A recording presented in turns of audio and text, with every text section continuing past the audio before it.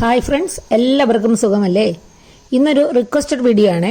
തേങ്ങാ ചമ്മന്തിപ്പൊടി ദീർഘനാൾ കേടാകാതെ സൂക്ഷിക്കാൻ ചമ്മന്തിപ്പൊടി എങ്ങനെയാണ് ഉണ്ടാക്കുന്നതെന്ന് നോക്കാം. ഇത്രയും സാധനങ്ങൾ ചേർത്തുണ്ടാക്കുമ്പോൾ ഒരു സ്പൂൺ ചമ്മന്തിപ്പൊടി മതി ഒരു പാത്രം ചോറുണ്ണാം. വെറുതെ പറയുന്നതല്ല, ഉണ്ടാക്കി നോക്കിയാൽ നിങ്ങൾക്ക് മനസ്സിലാകും. അത്രയ്ക്കും ടേസ്റ്റാണ്.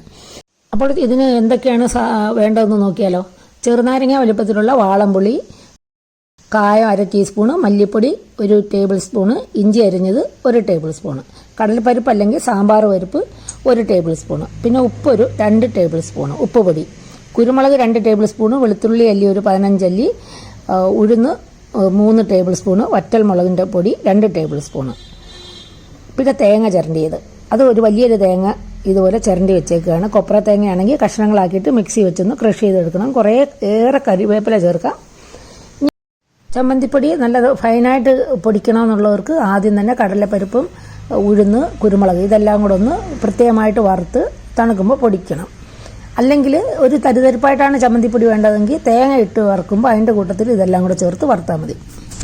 പിന്നെ അതേ ചട്ടിയിലേക്ക് തന്നെ തേങ്ങ ഇട്ടിട്ട് ഇഞ്ചിയും നമ്മൾ ചെറുതായിട്ട് കുറച്ച് അരിഞ്ഞ് വെച്ചേക്കുന്ന ഇഞ്ചിയാണല്ലോ അതും, വെളുത്തുള്ളി വലിയ ചുളയാണെങ്കിൽ അതൊന്ന് കീറിയിടണേ. എന്നിട്ട് അതുകൂടെ ചേർക്കുന്നുണ്ട്. അപ്പം വെളുത്തുള്ളിയുടെ ടേസ്റ്റ് ഇഷ്ടമല്ലാത്തവർ കുറച്ച് ചേർത്താൽ മതി. പിന്നെ ഒരു 2-3 നാരകത്തിൻ്റെ ഇല കൂടി ചേർത്താൽ മതി. അപ്പം നല്ലൊരു ടേസ്റ്റ് കിട്ടും. എല്ലാം കൂടെ ഒന്ന് ചുവക്കെ വറുത്തെടുക്കുക. അപ്പം ഇത് കറിവേപ്പില ഞാൻ കുറച്ച് കഴിഞ്ഞേ ചേർക്കുന്നുള്ളൂ. അതായത് ഒരു 1/4 ഭാഗം തേങ്ങ ഒന്ന് മൂത്ത് വന്നതിന് ശേഷം കറിവേപ്പില ചേർക്കുക. ആദ്യമേ തന്നെ ചേർത്താൽ അതിന് കളറൊക്കെ പച്ച കളറൊക്കെ പോയി അങ്ങ് ഒരു കറുത്ത് വരും. ഇനിയിപ്പോൾ കറിവേപ്പില ചേർക്കാം.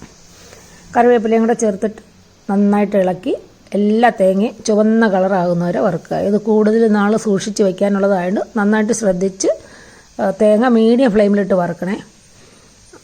ഇപ്പോൾ ചിരണ്ടുന്നത് നിങ്ങൾ ചിരണ്ടിയപ്പോൾ കുറച്ച് വലുതായിപ്പോയെങ്കിൽ അത് മിക്സി വെച്ചിട്ടൊന്ന് ക്രഷ് ചെയ്തിട്ട് വറുത്താൽ മതി. അപ്പോൾ എല്ലാം ഈവനായിട്ട് ചുമന്ന് കിട്ടും. എല്ലാം നമുക്ക് ചുവന്ന് കിട്ടിയിട്ടുണ്ട്. ഇനി അതിലേക്ക് മുളക് പൊടിയും മല്ലിപ്പൊടിയും ഉപ്പ് പൊടി ഞാൻ ഒരല്പം മാറ്റി വെച്ചിട്ടുണ്ട്. വേണമെങ്കിൽ അത് പിന്നെ ലാസ്റ്റിൽ ചേർക്കാം. അത് നോക്കിയിട്ട് അവനവൻ്റെ ഇഷ്ടം അനുസരിച്ച് ചേർക്കുക.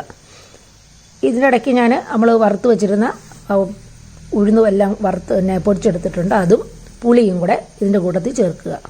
എല്ലാം കൂടെ ഒന്നും കൂടെ ചൂടാക്കുക. പുളി ഒന്ന് ക്രഷ് ചെയ്ത് കൊടുക്കണം. ആ പുളിക്കകത്തൊക്കെ ചിലപ്പം വെള്ളമയം കാണും. ഇതെനിക്ക് കൂടുതൽ നാൾ സൂക്ഷിച്ച് വെക്കാൻ വേണ്ടിയിട്ടുള്ളതായതുകൊണ്ടാണ് ഞാൻ ഇങ്ങനെ ചെയ്യുന്നത്. എല്ലാം ചേർത്ത് നന്നായി ചൂടാക്കിയതിന് ശേഷം സ്റ്റൗ ഓഫ് ചെയ്തതിന് ശേഷം കായവും കൂടെ ചേർത്ത് എല്ലാം ഇളക്കി തണുക്കുമ്പോൾ നമുക്ക് മിക്സിയിൽ വെച്ച് പൊടിച്ചെടുക്കാം. ഇനി ഇതിനകത്തൊന്നും ചേർക്കാനില്ല. എല്ലാം നമ്മൾ മിക്സ് ചെയ്തിട്ടുണ്ട്. എല്ലാം മിക്സ് ചെയ്ത സാധനങ്ങളെല്ലാം നല്ലപോലെ ചൂടായും കിട്ടിയിട്ടുണ്ടായിരുന്നു. അതുകൊണ്ട് ഇതിനകത്തെങ്ങും വെള്ളമയം കാണില്ല എന്നുള്ളത് ഉറപ്പാണ്. ഇനി ഇത് പൊടിക്കുമ്പോൾ നിങ്ങളൊരു കാര്യം ശ്രദ്ധിക്കണം. തരിതരിപ്പായിട്ടാണ് നിങ്ങൾക്ക് ചമ്മന്തിപ്പൊടി തരിതരിപ്പായിട്ടാണ് വേണ്ടതെങ്കിൽ ഈ പരുവത്തിൽ തന്നെ പൊടിക്കുക.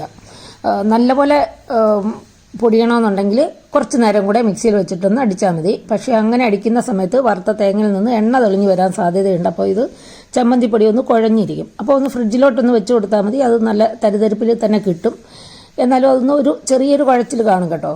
എന്നിട്ട് എല്ലാം കൂടെ പൊടിച്ചതെല്ലാം കൂടെ ഇതുപോലെ ഒന്ന് തട്ടിപ്പൊത്തി കുറച്ച് സമയം ഒന്ന് സെറ്റ് ആവാൻ വേണ്ടി വെക്കണം. അതിനകത്തെ ടേസ്റ്റ് അങ്ങനെ വെക്കുമ്പോഴാണ് ഇതെല്ലാം തേങ്ങയിൽ ഉപ്പ് പുളി എരിവെല്ലാം മൊത്തത്തിൽ ഒന്ന് പിടിച്ച് കിട്ടും.